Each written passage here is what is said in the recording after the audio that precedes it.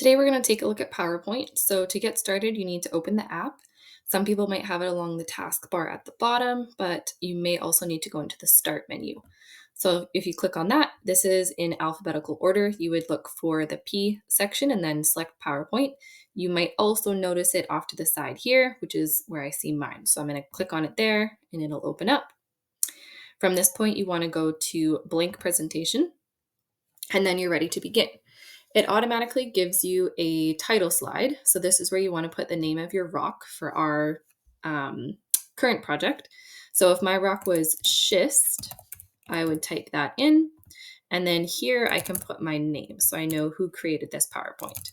So I'm going to put by Mrs. Lachlan. Once you have your information in, you don't need to worry about it too much until the end, but I'll just show you how you would go about changing the font and the size. So if I wanted to adjust this font, I would select it, go to the font options here, and then click the one that I like. So if I like that one, I could click on it. And if I wanted to change the size, I could go here, and you want the title to be fairly large. So I might even go up to 96. And then my name can be a bit smaller underneath. And I could change that font as well by highlighting it if I chose to.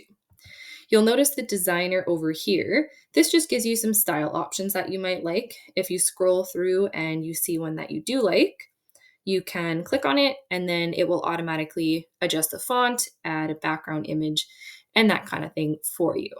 Just to make it a little easier to see, I am going to leave mine blank for today. So by going to this back arrow, I can go back to what I was just on. Once you have your title slide finished, you can go up to New Slide. The title and content one will work well for our current project. So if you click that, now my title slide is still here, but I'm ready to go ahead and start adding some more information. So for our current project, you're going to need to list characteristics, formation, uses, and fun facts for your rock. So those would all be separate slides. So if I wanted to make this first one characteristics, that's what I would title it. And then if you want to center that, you can highlight it, click on this option here, and then again, adjust the font as necessary. It is kind of nice to have all the titles the same type of font, so you'd probably want to go back and do that at the end. This is where you can put specific details. So if my rock was medium grained, which means the minerals in it are fairly easy to see without any type of tool like a magnifying glass, I would put that there. You don't want your PowerPoint to be super cluttered because it makes it hard for people viewing your PowerPoint to focus on the information that's actually important. So you don't have to use full sentences. Point form is fine. When you're presenting, if you want to add more information than you're showing on the slide, you can add that by going to the notes at the bottom. Dragging up will give you some more space. And then you can type into this section here with notes that you want to say, but the people viewing your presentation won't be able to see this part. Just you as the presenter will have access to that. Once you're happy with your slide, you can go ahead back to the new slide and then add the next one that you need to give information about. If I needed to add some more notes about characteristics, I could click on the box, hit enter on my keyboard, and then it would give me another spot to put another note. You can also add images to your slides to make them a little bit more intriguing. And to do that, you go to Insert, Pictures, and then it gives you options for where you want to pull the pictures from. This device is things that you have saved to your computer. Stock images is what PowerPoint has available. And then online pictures will take you to a browser where you can type in what you're looking for. Click on any photo that you like, hit insert, and then it will come up on the screen. You'll need to resize it because it usually shows up quite large. So while the photo is selected, you just click on the corners and drag, and then you can click on the center of the photo to move it around the page.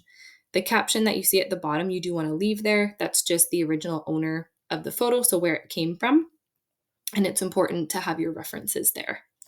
The designer, again, will give you some options for how you want to style your slide. So you could wait to the end to play around with that, or do that as you go. It depends on your preference. From here, once you have all of your slides complete, you can go ahead and play around with some of the other tools along the top. So these are called my tabs. So you might want to add, if I go to my title slide, usually want to start at the top for these and work your way down. Transitions are going to be how the slides move from one to the next. So from my title slide, if I want it to fade into the next one, I could click on that, or the fade actually on this slide would make the title slide fade in. So if I wanted this slide to wipe across, I could select on that for this one. And then as I move from the title to the next slide, it'll have a transition effect there. If you want things on a certain slide to show up in a certain way, you can use animations. And for that, you have to actually select the part that you want to animate. So if I wanted to animate this picture, I would click on that. And let's say I want it to fly into the page. I would click on that, and it gives me a little number here. So I know that that item has an animation on it.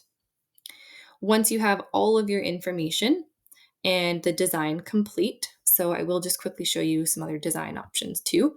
If you go to design, this gives you a whole bunch that you can scroll through and select from. You could also open the designer by coming over here, and that'll bring up the tab that it sometimes automatically comes up, but sometimes you will need to search for it under that design section. And then at the end, if you want to view your PowerPoint to see how it all looks, you can go to slideshow.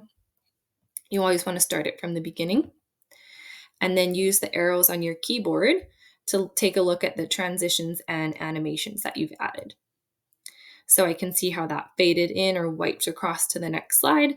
And then there's my photo flying into the page. To get back to the screen where you can make changes, you hit Escape, which is in the top left corner of your keyboard.